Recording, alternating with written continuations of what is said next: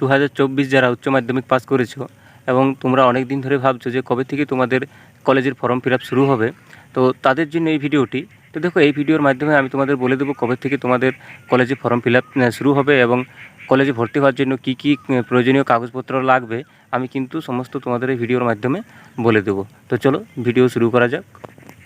তোমাদের কলেজের form fill up হবে 24শে জুন থেকে, এবং যে যে নথিপত্র বা যে যে কাগজপত্রগুলি নিয়ে তোমরা ভর্তি হতে যাবে, তো দেখে নাও এই ভিডিওর মধ্যে আমি সব কিছু তোমাদেরকে উল্লেখ করে দিয়েছি। আর ভিডিওটি যদি তোমাদের ভালো লেগে থাকে তাহলে প্রত্যেকে একটি করে লাইক করো, এবং চ্যানেলে যদি কেউ নতুন হয়ে থাকো চ্যানেলটিকে সাবস্ক্রাইব করে পাশে থাকো পরবর্তীতে এই ধরনের নতুন নতুন ভিডিও পাওয়ার জন্য।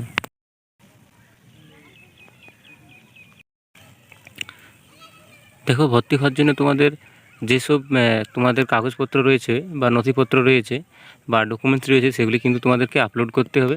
তো দেখে নাও এক এক করে যেগুলি তোমাদের প্রয়োজন হবে।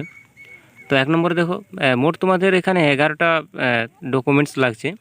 তো দেখে নাও, প্রথমে 1 নম্বরে আছে দশম শ্রেণীর মার্কশিট, পিডিএফ ফরম্যাটে সর্বোচ্চ 2 MB হতে হবে।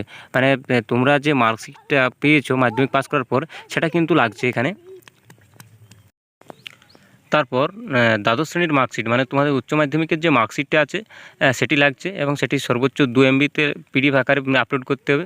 তাছাড়া দেখো 3 নম্বরে যেটি তোমাদেরকে দিতে হবে বা আপলোড করতে হবে সেটি দেখে নাও, SC ST OBC A OBC B EWS ইত্যাদি শংসাপত্র, মানে যে যে ক্যাটাগরির মধ্যে পড়ছো তাদের সেই যে মানে কাস্ট সার্টিফিকেট সেগুলো কিন্তু আপলোড করতে হবে। এটাও কিন্তু 2 MBর মধ্যে তোমাদেরকে আপলোড দিতে হবে। এছাড়া দেখো 4 নম্বরে যদি কেউ PWD মানে হ্যান্ডিক্যাপ হয়ে থাকে তাহলে কিন্তু তার হ্যান্ডিক্যাপের যে সার্টিফিকেট সেটাও কিন্তু দিতে হবে। তারপরে 5 নম্বরে দেখো বৈধ পরিচয়, মানে উদাহরণস্বরূপ এখানে দেখো দেওয়া রয়েছে আধার রয়েছে, ড্রাইভিং লাইসেন্স রয়েছে, পাসপোর্ট ইত্যাদি। এটি কিন্তু PDF আকারে দিতে হবে, যে সর্বোচ্চ 2 MB থাকতে হবে। এছাড়াও তোমরা যখন উচ্চ মাধ্যমিকে বা মাধ্যমিকে তোমাদের বিদ্যালয় থেকে যে বাংলার শিক্ষা আইডি যদি যে দেওয়া হয়েছিল সেটা যদি থেকে থাকে তাহলে কিন্তু সেটা তোমাদেরকে আপলোড করতে হবে।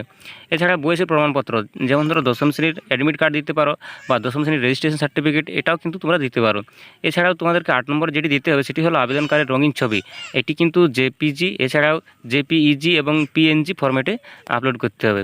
তারপরে দেখো 9 নম্বরে যেটি রয়েছে সেটি হলো আবেদনকারীর স্বাক্ষর, মানে তোমাদের যে ফুল সিগনেচার সেটাও কিন্তু আপলোড করতে হবে। এটা কিন্তু 1 MBর মধ্যে হবে। তারপর দেখো 10 নম্বর যেটি রয়েছে সেটি হলো আবেদনকারী কিংবা তার যে পিতামাতা বা অভিভাবক যারই হোক না কেন ব্যাংকের অ্যাকাউন্ট দিতে হবে, এবং সেখানে তার IFSC কোড উল্লেখ থাকতে হবে। এছাড়াও দেখো 11 নম্বরে যেটি রয়েছে সেটি হলো ব্যাংকের চেক, পাসবই এর প্রথম পাতা, এছাড়াও অ্যাকাউন্ট এছাড়াও স্টেটমেন্টের প্রথম পাতা, সেগুলো কিন্তু JPG JPEG এবং PNG ফরম্যাটে এটি কিন্তু 2 MBর মধ্যে আপলোড করতে হবে। এইগুলি ছিল তোমাদের কলেজে ভর্তি হওয়ার প্রয়োজনীয় নথিপত্র।